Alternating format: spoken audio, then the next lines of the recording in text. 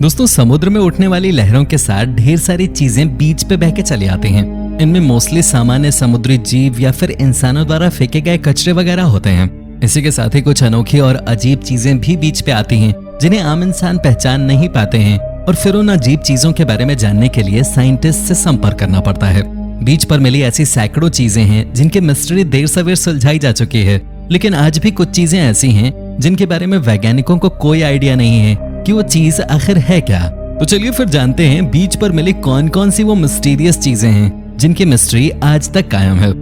Number 9, mysterious creature. अक्टूबर 2020 में America के Texas में पाद्रे आइलैंड के बीच पर एक मिस्टीरियस क्रीचर देखा गया।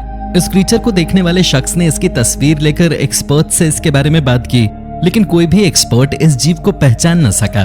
पहली नजर में ये जीव सांप की तरह दिखता है, लेकिन इसका शरीर काफी हद तक ईल से भी मिलता जुलता है। इस वजह से लोग कंफ्यूज हैं कि ये सांप है या फिर ईल है, या फिर कहीं ये दोनों ही जीवों का मिला जुला रूप तो नहीं है। टेक्सास के नेशनल पार्क ने इस फोटो को फेसबुक पर अपलोड किया और यूजर्स से इस जीव की पहचान करने में मदद मांगी। सैडली फेसबुक पे भी कोई भी व्यक्ति इस जीव को पहचान न सका। कुछ लोगों के अनुसार ये mysterious creature Texas blind snake हो सकता है, तो वहीं कुछ लोगों का कहना है कि ये स्नेक ईल की प्रजाति हो सकते हैं।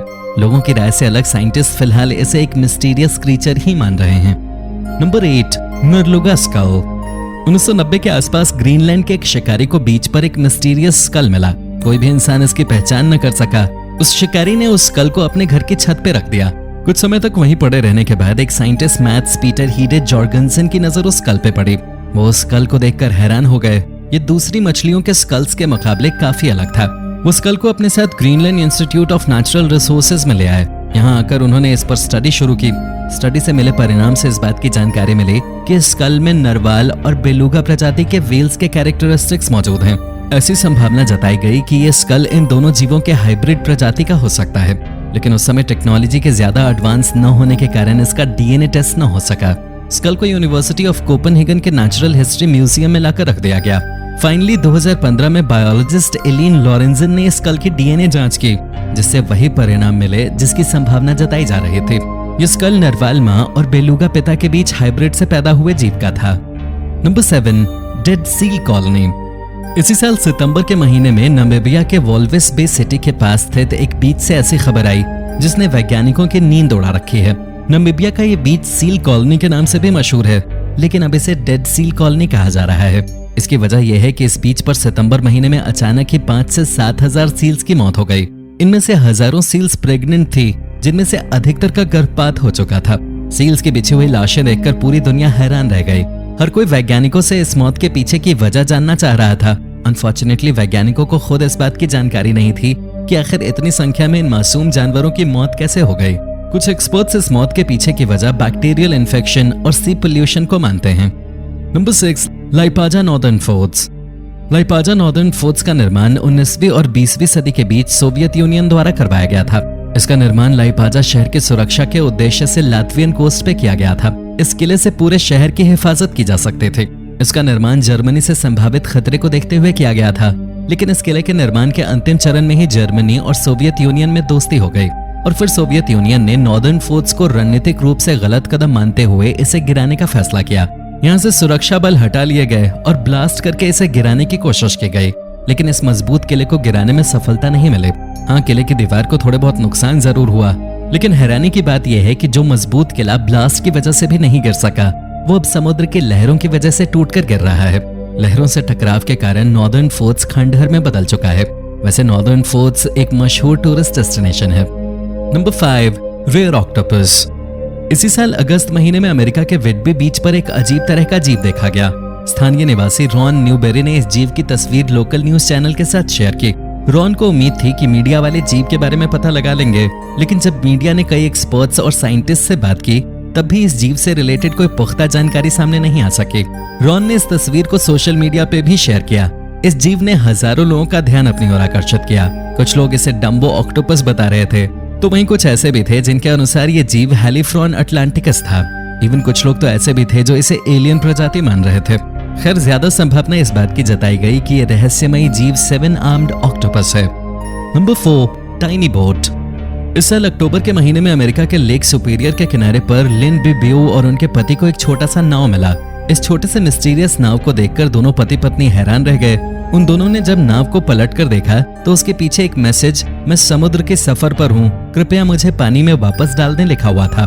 साथ ही एक स्कूल के साथ इस नाव के वर्तमान लोकेशन की जानकारी शेयर करने की गुजारिश की गई थी। लेकवुड स्कूल का पता भी इस नाव पे लिखा हुआ था। जब इस नाव के इतिहास की पड़ताल की गई तब पता चला कि 1993 में 2 टीचर्स ब्रेंडा शेल और बॉनी फ्रिच ने स्टूडेंट्स के साथ मिलकर इस नाव को तैयार किया था और इसे ब्राइटन बीच से समुद्र में छोड़ दिया था। इन्हीं में से एक नाव बहते हुए 27 साल बाद लेक सुपेरियर तक पहुंच गया। थैंकफुली इस नाव की मिस्ट्री बहुत जल्द सुलझ गई। Number 3, alien sea monster. फरवरी महीने में ऑस्ट्रेलिया के फ्रीमैंटल में लाइटन बीच पर एक मिस्टीरियस क्रीचर देखा। इस शख्स ने एक तस्वीर लेकर इसे फेसबुक पर शेयर किया। ज्यादातर लोग इस रहस्यमयी जीव को पहचान न सके और इसे देखकर काफी हैरान दिखे। इस जीव को लेकर तरह तरह की बातें कही जा रही थी, यहाँ तक कि कुछ लोग इसे बाहरी दुनिया का जीव मान रहे थे। फाइनली एक एक्सपर्ट की नजर इस फेसबुक पोस्ट पे पड़ी। उन्होंने इस जीव की पहचान करते हुए बताया कि यह सी हेयर नाम का जीव है। इसे डॉग किलर के नाम से भी जाना जाता है। जब कोई इसे छूने की कोशिश करता है तब ये खतरा महसूस होने पर अपने शरीर से पर्पल रंग का जहरीला लिक्विड रिलीज करता है। इंसानों के लिए तो ये खतरनाक नहीं होता, लेकिन इसके शरीर से निकलने वाला जहर कुत्तों के लिए जानलेवा साबित होता है। Number 2, mysterious car. अक्टूबर महीने में कैलिफोर्निया हाईवे पेट्रोल टीम की नजर एक ऐसी कार पर पड़ी जो रहस्यमय तरीके से बे एरिया बीच के चट्टानों के नीचे पलटी हुई थी। ये कार 2002 टोयोटा सेलिका मॉडल की थी। जब रेस्क्यू टीम कार के पास गई तब वो ये देखकर हैरान हो गए कि कार में कोई भी इंसान मौजूद नहीं था, न ही कार के दरवाजे या शीशे खुले हुए थे। इसका मतलब ये था कि इस कार में कोई था ही नहीं। फिर ये कार हादसे का शिकार कैसे हुई? पुलिस ने कई एंगल से इस हादसे की जांच की, लेकिन उनके हाथ कुछ भी नहीं लगा। अंत में पुलिस का कहना था कि इस कार को कहीं और से लाकर यहाँ पलट दिया गया होगा, लेकिन ऐसा कोई क्यों करेगा? फिलहाल ये एक रहस्य ही बना हुआ है। Number 1, giant jellyfish.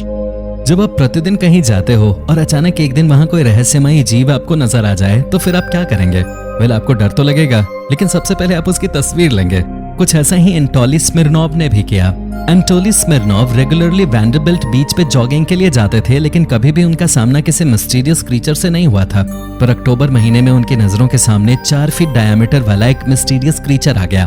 उन्हें डर तो लगा, पर उन्होंने पास जाकर इसकी तस्वीर ली और एक्सपर्ट्स से इसके बारे में बात की। एट फर्स्ट एक्सपर्ट्स भी इस जीव को देखकर हैरान हुए। फिर उन्होंने बताया कि ये जेलीफिश की एक दुर्लभ प्रजाति है, लेकिन एक्सपर्ट्स के लिए एक नई मिस्ट्री ये बन गई कि आखिर ये जीव वैंडरबिल्ट बीच पे कैसे आ गया, क्योंकि इस पूरे इलाके में दूर दूर तक जेलीफिश का नामो निशान तक नहीं है। इन मिस्टीरियस चीजों के बारे में ये जानकारी आपको कैसी लगी, कमेंट में जरूर बताएं। और क्या आपने कभी अपने आसपास ऐसी कोई मिस्टीरियस चीज देखी है तो वो भी जरूर बताएं। वीडियो अच्छी लगी हो तो इसे लाइक करें और साथ ही चैनल को सब्सक्राइब करना ना भूलें। धन्यवाद।